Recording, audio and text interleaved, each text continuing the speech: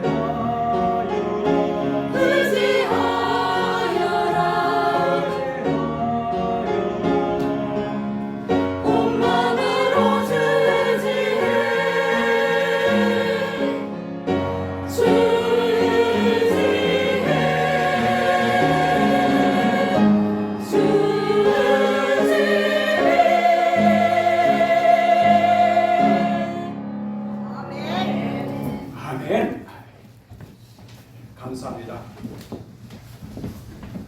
우리의 인생은 치열한 전쟁터에서 전쟁하는 것 같습니다. 우리가 이 세상에 처음 태어날 때부터 수억의 경쟁자를 물리치고 세상의 빛을 볼 수 있었죠. 세상에 태어나 보니까 이 세상은 어머니 뱃속처럼 그렇게 평안하고 안전한 곳이 아니었습니다. 생존 경쟁에서 치열하고 힘들고 어려운 싸움을 해야만 했죠. 이렇게 생존 경쟁에서 살아남는 것도 훌륭하지만, 그러나 더 훌륭한 것은 자신과의 싸움에서 이겨야 하는 것입니다. 잠언 16장 32절에 노하기를 더디하는 자는 용사보다 낫고 자기의 마음을 다스리는 자는 성을 빼앗는 자보다 나으니라 그랬어요. 자기의 마음을 잘 다스리고 자신과 싸워서 이기는 것이야말로 전쟁의 영웅보다도 훌륭한 것입니다. 그런데 정말 중요한 것은 영적 전쟁에서 승리하는 것입니다. 이 세상의 모든 전쟁에서 이긴다 할지라도 영적 전쟁에서 패배하면 그 인생은 패한 것입니다.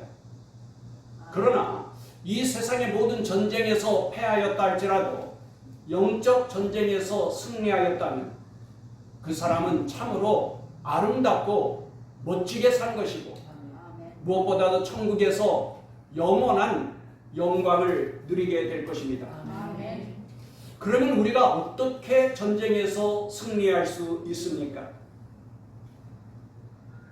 세상에서 승리를 위한 가장 좋은 병법은 아마 36개일 겁니다. 36개는 말 그대로 36가지의 계책인데, 전쟁을 임하면서 가장 기본적으로 갖추어야 할 승전계가 6가지이고, 그리고 전쟁을 할 때는 적을 알아야 하는데 적을 알기 위한 적전계가 6가지이고, 적을 공격하는 공전계가 6가지이고, 전쟁을 할 때에 혼전한 상태가 계속되면 어떻게 해야 되는가? 혼전계가 6가지이고,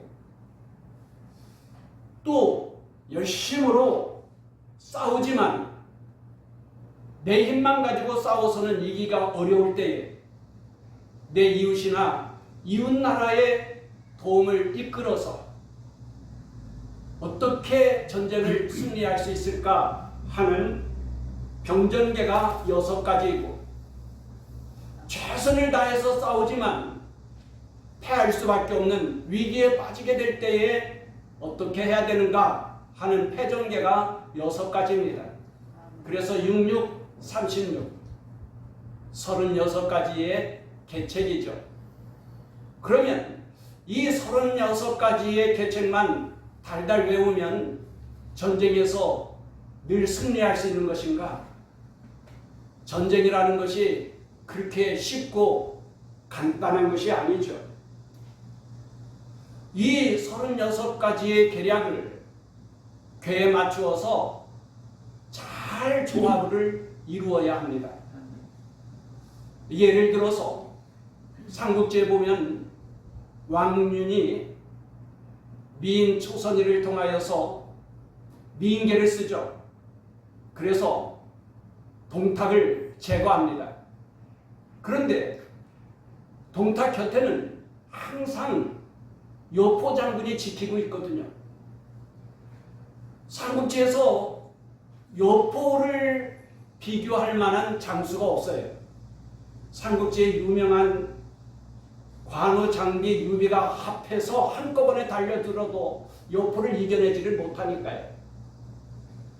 이 천하장사 요포가 늘 동탁을 지키고 있는데 민계만 가지고 어떻게 동탁을 제거합니까?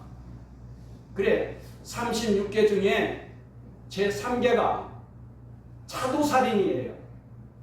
자기 칼이 아니라 남의 칼을 빌려서 적을 제거하는 겁니다.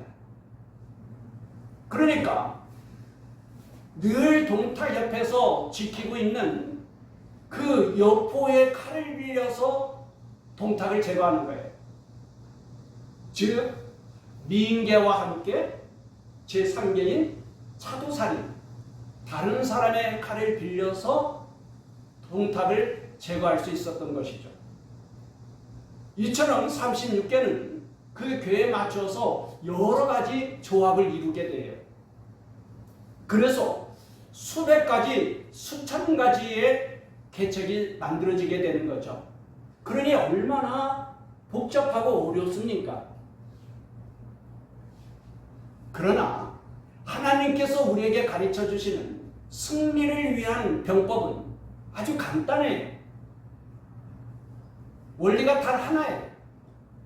그래서 누구든지 쉽게 따라할 수 있고 누구든지 쉽게 승리할 수 있습니다. 그 한 가지 원리, 그것이 무엇인가? 여러분, 세상을 지배하는 원리는 약육강식이죠. 약한 자는 강한 자에게 패할 수밖에 없고 먹힐 수밖에 없어요. 그래서 세상은 강한 것을 좋아하고 강한 것을 자랑합니다. 그러나 하나님의 원리는 반대예요. 하나님은 약한 자를 사랑하시고 약한 자와 함께 하셔서 강한 자를 이기게 하십니다. 여러분, 크고 강한 자가 자꾸 약한 자를 이긴다는 것은 당연한 거죠. 그럼 뭐 하나님께 감사하고 영광 돌릴 이유가 없어요. 그러나 자꾸 약한 자가 크고 강한 자를 이긴다고 하면 그것은 하나님이 도와주신 거죠. 하나님이 함께 하신 거죠. 그래서 하나님께 감사하고 하나님께 영광 돌릴 수 있는 것이죠. 그러므로 바울이 뭐라고 말씀하십니까? 고린도서 11장 30절에 내가 부득불 자랑할진대 내가 약한 것을 자랑하리라. 여러분, 바울은 내가 십자가 도 외에는 결코 자랑하지 않겠다고 그랬어요. 그런 바울이 부득불 꼭 내가 자랑해야 된다고 하면은 나의 약한 것을 자랑하겠다. 이상하지 않아요? 세상은 약점은 감추려고 합니다. 약한 것은 숨기고 싶은 거예요. 근데 바울은 내가 부득불 자랑할진대 나의 약한 것을 자랑하겠다는 거예요. 왜요? 왜? 이는 그리스도의 능력이 내게 머물게 하려 함이라. 아멘. 할렐루야. 아멘. 할렐루야. 아멘. 하나님께서 이스라엘 나라를 택하신 것도 이스라엘이 크고 강하기 때문이 아니에요. 오히려 하나님은 이스라엘이 작고 약하기 때문에 이 작고 약한 나라를 통하여서 강한 나라를 이기게 하시고 하나님께 영광을 돌리도록 하셨어요. 아멘. 오늘 본문의 엘리야 선지자는 혼자서 바알 선지자 450명을 대적하여 싸우게 됩니다. 더욱이 아합왕과 이스라엘 왕비가 전폭적으로 바알 선지자들을 지지하고 있고 엘리야 선지자는 찾아서 죽이려고 하던 차례. 그러니 엘리야는 홀로 온 나라를 상대하여서 싸우는 것과 같습니다. 이 고독한 엘리야 마침내는 승리하게 됩니다. 엘리야가 승리할 수 있었던 그 병법의 원리가 무엇입니까?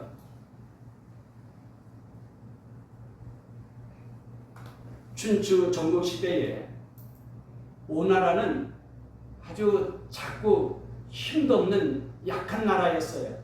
반면에 초나라가 아주 크고 강한 나라였습니다. 오나라의 왕인 한려는 전력을 좀 강화시켜서 초나라와 맞서 싸우고 천하를 통일하고 싶어요.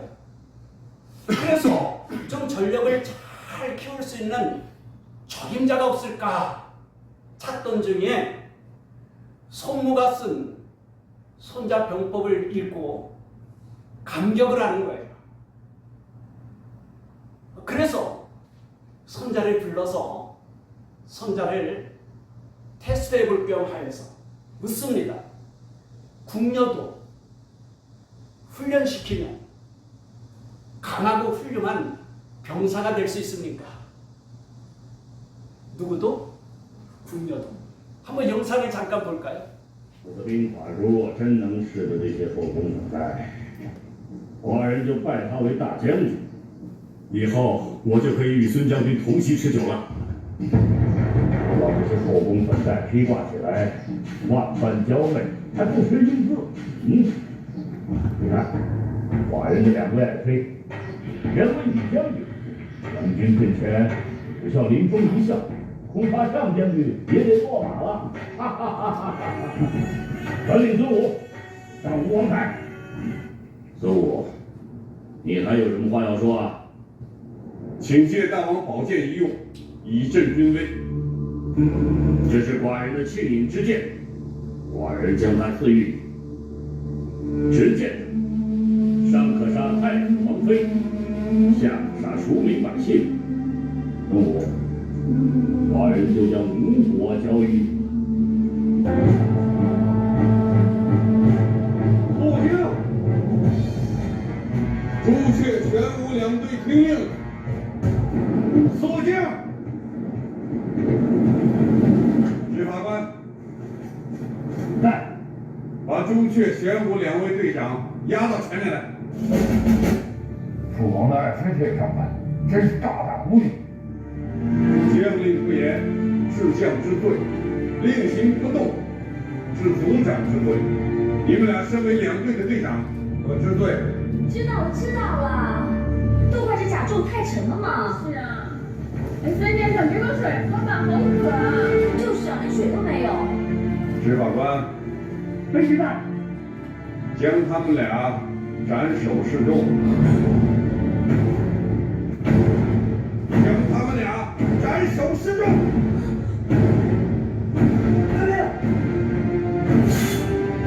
寡人的两位爱妃赶不得。王子，这可臣妾啊，这可臣妾啊！不敢不敢，传去阻拦。是。饶命啊，孙先生！我们好好练，我们一定好好练。孙先生饶命啊！先生请息怒，没有这两位王妃，王兄寝食难安，请先生剑下留情。没有规矩不成方圆，为将之道，贵在有威，威行于众，才能动三军如动一人。今日孙武替大王行令，令行禁止。孙武，你的兵法不必练，寡人已经领教。将在军中，君命有所不受。王子，大王的信令之剑在此。孙武代行大王之命，谁敢阻挡，斩杀无论。王子，执法官，立刻行刑，若再拖延，定斩不赦。两军士兵听令，拿起戟来。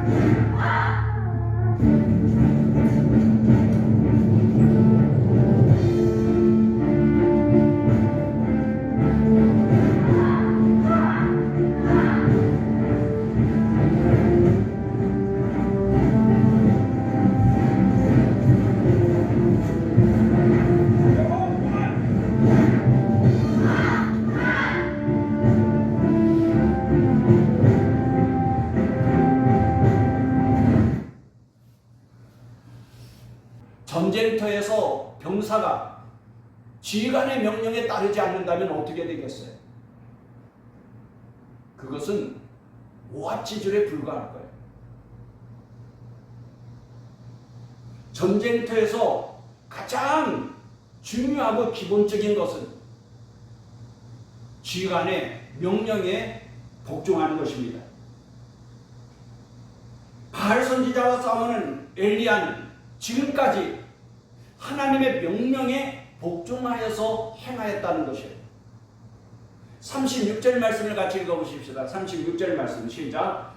저녁 소재 드릴 때에 이르러 선지자 엘리야가 나가서 말하되 아브라함과 이삭과 이스라엘의 하나님 여호와여, 주께서 이스라엘 중에서 하나님이신 것과 내가 주의 종인 것과 내가 주의 말씀대로 이 모든 일을 행하는 것을 오늘 알게 하옵소서. 이건 어떤 말씀이냐면 엘리야가 이제 하나님 앞에 간구하는데 하나님이여 불로 응답하심으로써 이스라엘 백성들로 하여금 알게 하여 달라고 하는 간구예요. 이스라엘 백성이 무엇을 알도록 해달라는 거예요? 먼저는 주께서 이스라엘 중에서 하나님이신 것을 알게 해주시고 또 내가 주의 종인 것을 알게 해주시고 그리고 내가 주의 말씀대로 이 모든 일을 행하는 것을 오늘 이스라엘 백성이 알게 하옵소서. 즉 지금까지 엘리야가 해온 모든 것이 내 생각대로 한 것이 아니라는 거예요. 하나님의 말씀대로 하나님의 말씀에 복종하여서 행하였다는 것을 이스라엘 백성들로 하여금 알게 해달라는 거죠.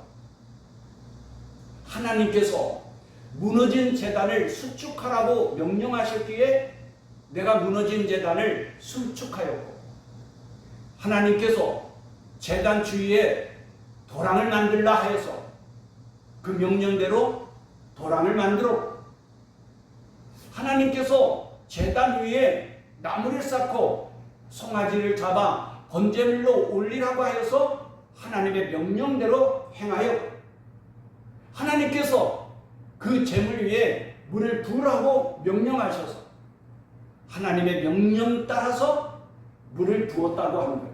이것을 이스라엘 백성들이 알게 해달라는 거죠. 승리를 위한 병법은 단 한 가지, 하나님의 말씀에 복종하는 것입니다. 하나님의 말씀에 복종할 때 하나님의 능력으로 기적이 나타나게 되는 거고 하나님께서 함께 하심으로 승리할 수 있는 것이죠. 믿음은 하나님의 말씀에 복종하는 것입니다. 아브라함이 하나님의 말씀에 복종함으로 말미암아 하나님께서 아브라함에게 복을 내리시죠. 믿음이 조상이 되게 하셨어요. 아브라함과 그의 자손을 통하여서 모든 민족이 복을 누릴 수 있게 해주셨어요. 오늘도 우리의 믿음이라는 것이 무엇일까요? 믿음은 내 생각대로 하는 것이 아니라 세상의 어떤 수단이나 방법으로 하는 것이 아니라 오직 하나님의 말씀에 복종하는 것입니다. 그때 하나님께서 복을 주시는 거죠. 우리가 하나님의 말씀에 순종해야 된다는 것을 다 알아요. 하지만 하나님의 말씀에 순종하는 것이 그렇게 간단하고 쉬운 문제가 아니죠. 왜요? 하나님의 말씀이 내 생각과 달라도 너무 다를 때가 있어요. 하나님의 말씀이 세상의 어떤 수단이나 경험과 너무 동떨어질 때가 있죠. 하나님께서 제단에 물을 부으라고 하는데 제단에다 물을 부으면 어떻게 됩니까? 지금 하늘에서 불이 내려서는 그 나무와 번제물을 다 태워야 하는데 그 위에다가 물을 부으라니 너무 이치에 안 맞잖아요. 지금이 어느 상황입니까? 하늘에서 불이 내려가지고 나무와 번제물을 다 태워야 되는 거예요. 이거 목숨이 걸린 문제예요. 근데 하나님이 그 위에 불을 부으라니.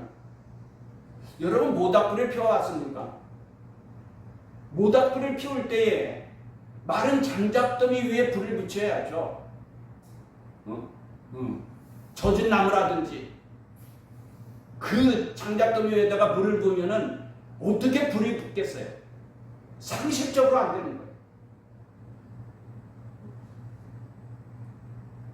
우리의 생각에는 번제물 위에 물을 부으면 안 돼요. 근데 하나님이 그 위에 불을 부으라는 거예요. 믿음은 내 생각대로 행하는 것이 아니라 하나님의 말씀에 복종하는 것입니다.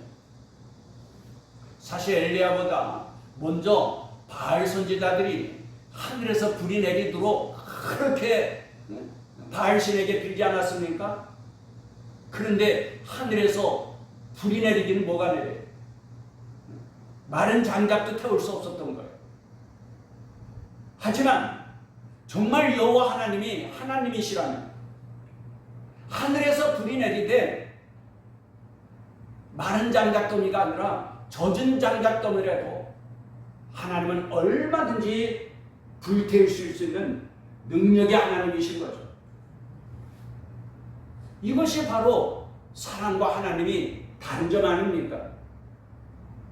하나님께서 행하시는 것을 이스라엘 백성들로 하여금 알도록 하시는 거예요.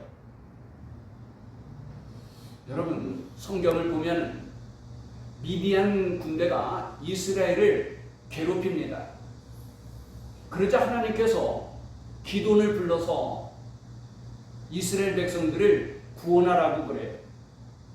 그리고 기돈이 하나님의 명령에 따라서 군대를 모았는데 32,000명이 처음에 모였어요. 미디안의 수십만 군대와 싸우기에는 너무 적은 숫자이죠. 그러나 하나님은 32,000명이 너무 많다는 거예요. 사람 생각과 다르죠. 왜 많다고 하십니까? 32,000명이면 잘만 싸우면 수십만의 미디안 군대도 물리칠 수 있다라고 생각할 수 있다는 거예요. 그래 하나님께서 전쟁을 두려워하는 사람들은 다 보내라고 그래요. 그래서 남은 군인이 10,000명이에요.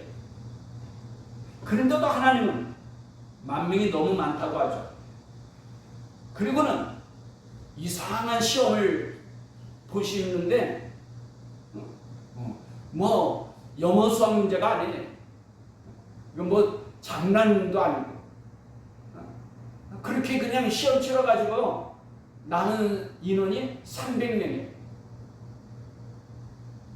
이 300명을 가지고 하나님은 수십만의 위대한 군대를 물리치고 승리케 하신 거예요. 이건 누가 보아도 기돈이 잘나서도 아니고 300용사가 잘나서도 아니고 하나님이 행하신 것이죠. 그래서 하나님께만 영광을 돌리도록 하는 거예요. 성경을 보면 이렇게 터무니없는 하나님의 명령들이 너무 많아요. 왜요? 하나님은 당신이 하나님이신 것을 이스라엘 백성들에게 나타내 보여주시기를 원하십니다.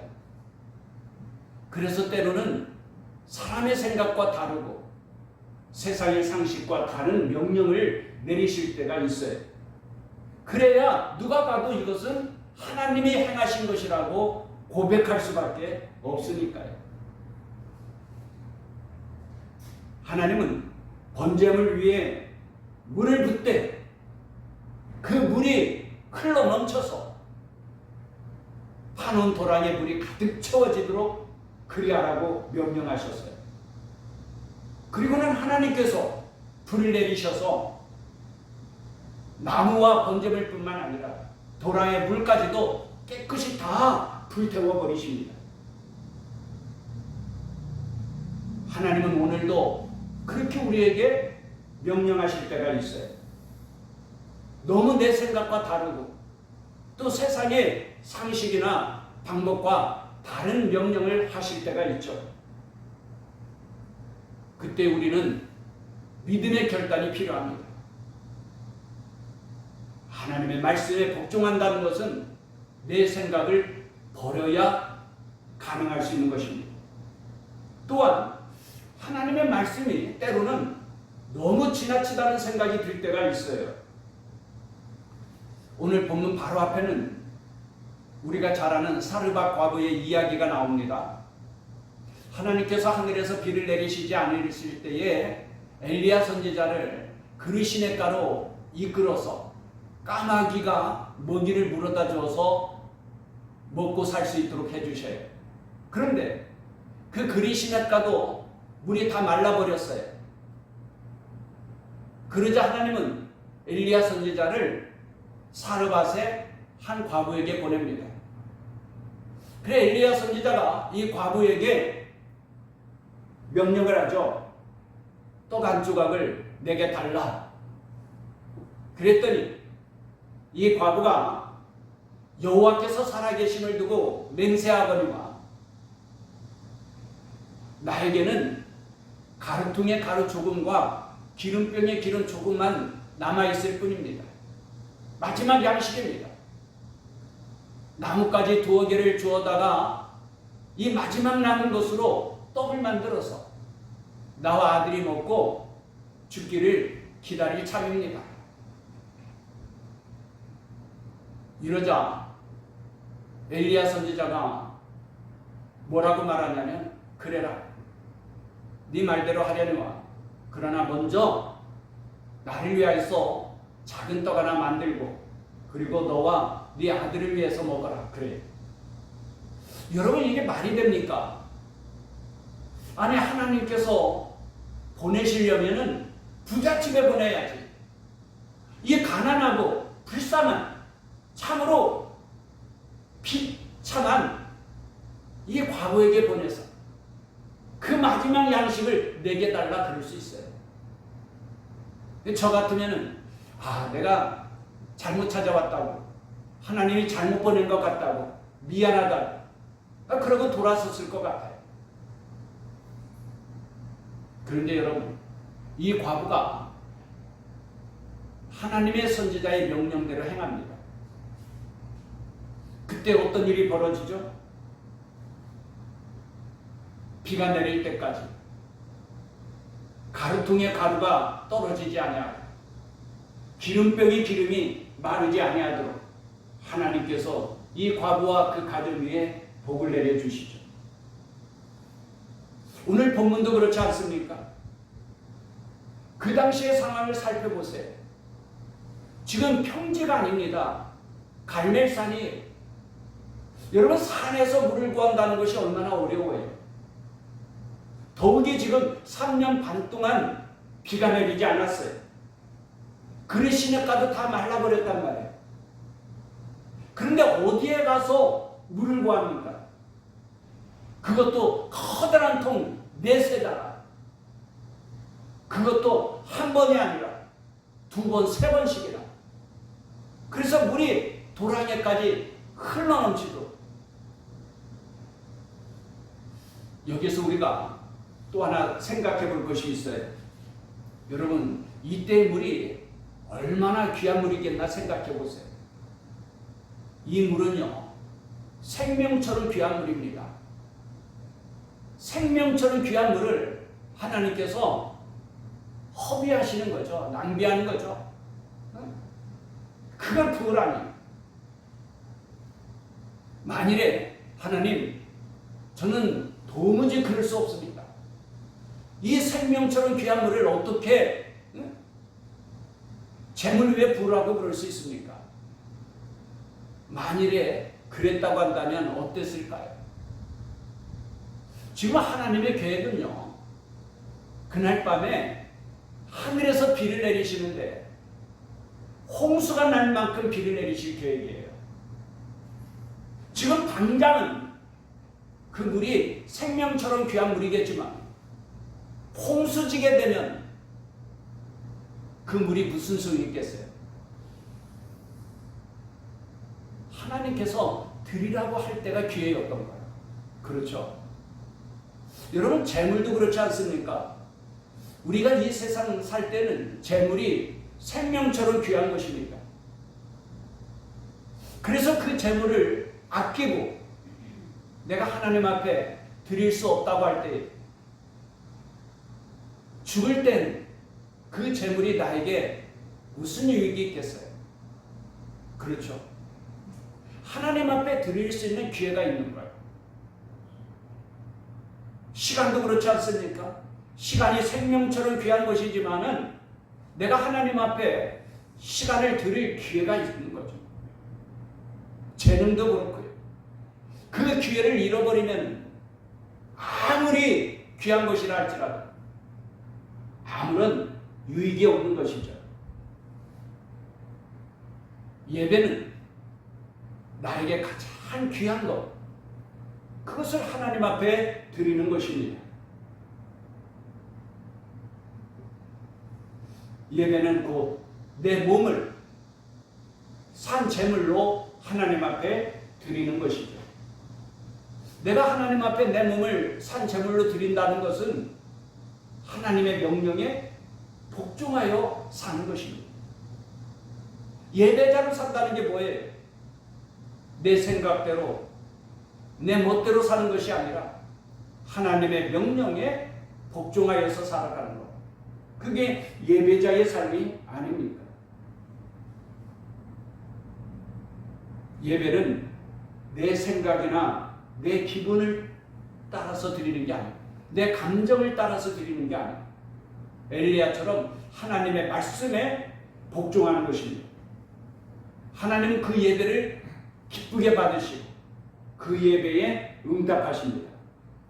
38절 말씀을 같이 읽어보십시다. 38절 말씀 시작. 이에 여호와의 불이 내려서 번제물과 나무와 돌과 흙을 태우고 또 도랑의 물을 핥은지라. 아멘. 아멘. 이것은 누가 보아도 하나님께서 행한 것이죠. 참으로 엄청난 장면입니다. 엘리야가 하늘에서 불이 내리게 할 수 있는 그런 뛰어난 사람입니까? 엘리야가 정말 특별한 사람이기 때문에 이런 기적이 일어났을까요? 야고보서 5장 17절에 엘리야는 우리와 성정이 같은 사람이로되, 이 무슨 말씀이냐면 엘리야도 우리와 똑같은 사람이라 그 말이에요. 엘리야도 우리처럼 연약함이 있고 인간의 한계를 가지고 있는 우리와 똑같은 사람이라는 거예요. 다만 엘리야는 하나님의 말씀에 복종하여 하나님은 그런 엘리야에게 응답하셨다는 거죠. 그래서 승리할 수 있었다는 거예요.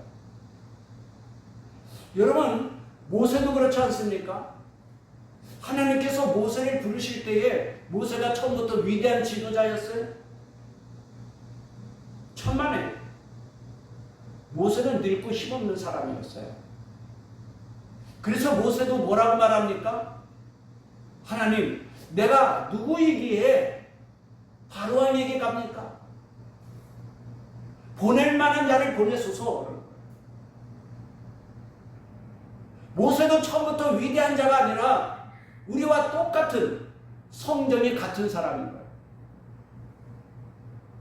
성경은 온통 다 그런 말씀들이죠. 성경에 나오는 위대한 인물들 처음부터 훌륭한 사람들이었습니까? 아니에요. 그들도 우리와 똑같이 실수가 있고 허물이 있고 연약한 사람들이었어요. 그러나 다만 그들은 하나님의 말씀에 믿음으로 복종한 거예요. 그때 하나님께서 그들을 위대하게 사용하신 것이죠. 승리자가 되게 하신 거예요. 엘리야가 하나님의 말씀들을 행하였을 때 하나님이 그 예배를 받으시고 엘리야의 기도에 응답하십니다. 그 결과로 온 백성이 뭐라고 말합니까? 39절 말씀 같이 읽어보십시다. 39절 말씀 시작. 모든 백성이 보고 엎드려 말하되 여호와 그는 하나님이시로다. 여호와 그는 하나님이시로다 하니. 아멘. 하나님께서 행하시는 그 놀라운 권능, 그 영광을 보고 온 이스라엘 백성들이 여호와 그는 하나님이시라, 여호와 그는 하나님이시라, 하나님을 찬송하는 거예요. 아마 우리도 그 자리에 있었다면 우리도 똑같이 그랬을 거예요. 여호와 그는 하나님이십니다. 여호와 그는 하나님이십니다. 하나님께서 하셨습니다. 이전까지만 해도 이스라엘 백성들은 바알이 참신인지 하나님이 참신인지 머뭇머뭇거리면서 방황하는 거예요. 그런 이스라엘 백성들을 향하여서 엘리야가 뭐라고 말합니까? 앞에 21절 말씀을 읽어보십시다. 21절 말씀에 시작. 엘리야가 모든 백성에게 가까이 나가 이르되 너희가 어느 때까지 둘 사이에서 머뭇머뭇하려느냐? 여호와가 만일 하나님이면 그를 따르고 바알이 만일 하나님이면 그를 따를지니라 하니 백성이 말 한마디도 대답하지 아니하는지라. 참 답답한 노릇이죠. 백성이 아무 말도 안 하는, 바알이 참신인지 여호와 참신인지 그 둘 사이에서 머뭇거리는 거예요.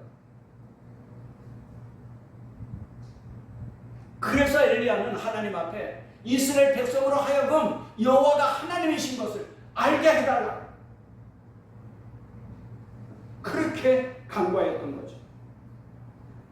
그리고 하나님은 그 간구대로 여호와가 하나님이신 것을 알게 하셨고, 그래서 온 이스라엘 백성들이 여호와 그는 하나님이시고 여호와 그는 하나님이시고 선포하고 하나님을 찬송하며 하나님께 영광을 돌리게 하신 것입니다. 사랑하는 성도 여러분, 오늘 우리들도 이스라엘 백성들처럼 하나님과 세상 사이에서 머뭇거리며 방황하고 있지는 않습니까?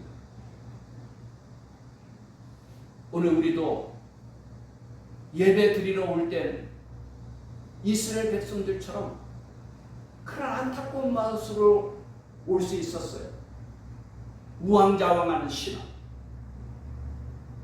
세상도 버릴 수 없고 하나님도 버릴 수 없고, 세상도 좋고 하나님도 좋고, 이 둘 사이에서 머뭇거리면서 갈등하며 방황하는 거예요. 그랬던 우리가 이제는 예배 드리고 갈 때 우리도 마음이, 우리도 신앙이 좀 바뀌어야 되지 않겠어요? 무엇인가 하나님 앞에 결단하였어. 여호와만이 참 하나님이십니다. 여호와만이 참 하나님이십니다. 내가 이제 하나님의 말씀대로 살겠습니다. 내가 이제 세상을 향하여서 하나님이 하나님 되심을 선포하고 증거하며 살아가겠습니다. 예배 드리러 올 때와 예배 드리고 갈 때가 이처럼 달라질 수 있기를 바랍니다. 주님이 우리의 대장 되시는 예수님이십니다. 우리는 주님의 군대입니다. 주님의 군사된 우리가 대장 되시는 예수님의 명령에 복종하며 살아야 되지 않겠습니까? 때로는 주님의 말씀이 내 생각과 다를 수 있어요. 때로는 주님의 말씀이 세상의 어떤 상식과 경험과 맞지 않을 수 있어요. 때로는 하나님의 말씀이 너무 지나치다라고 생각되어질 수 있어요. 그러할지라도 믿음이란 뭐예요? 믿음은 내 생각대로 사는 게 아니에요. 세상의 수단이나 방법을 따라 살아가는 게 아니에요.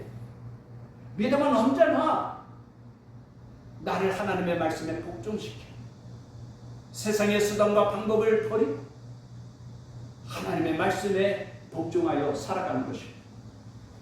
그때 하나님은 하나님의 영광을 우리에게 나타내시고 보여주셔서 우리로 하여금 여호와 그는 하나님이십니다. 여호와 그는 하나님이십니다. 오늘까지 내가 살아온 모든 것이 다 하나님의 은혜였습니다. 그래서 하나님께 감사하고 하나님께 영광을 돌리게 될 것입니다. 우리 모두가 하나님의 말씀에 늘 복종하여 살면서 승리의 기쁨과 영원한 영광을 누리시기를 주님의 이름으로 축원합니다. 기도하겠습니다. 우리의 대장 되시는 주님, 주님의 말씀에 늘 복종하며 살게 하여 주시옵소서. 때로는 주님의 말씀에 복종하며 산다는 것이 힘들고 어려울 수 있지만, 그러나 그때도 믿음으로 주님의 말씀에 복종할 수 있게 하여 주시옵소서. 그때 하나님의 영광을 보게 될 것이고 경험하게 될 것이고, 그래서 우리 아버지 하나님을 찬송하며 우리 아버지 하나님께 영광을 돌리게 될 줄 믿습니다.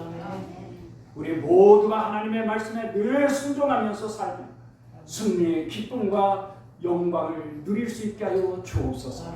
예수님의 이름으로 기도합니다. 아멘.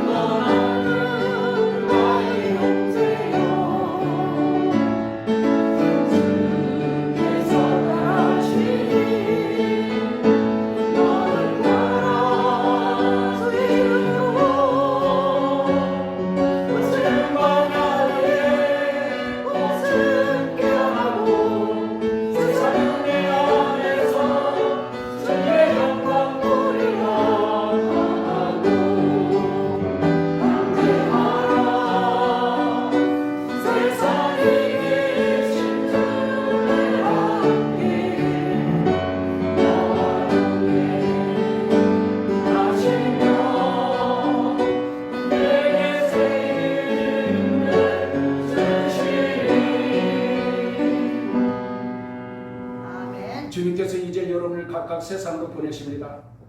보냄받은 가정에서, 또 직장에서, 그리고 지역에서 그리스도의 제자로 전도하며 선교사의 삶을 사십시오. 아멘. 주님께서 여러분과 항상 함께 하십니다.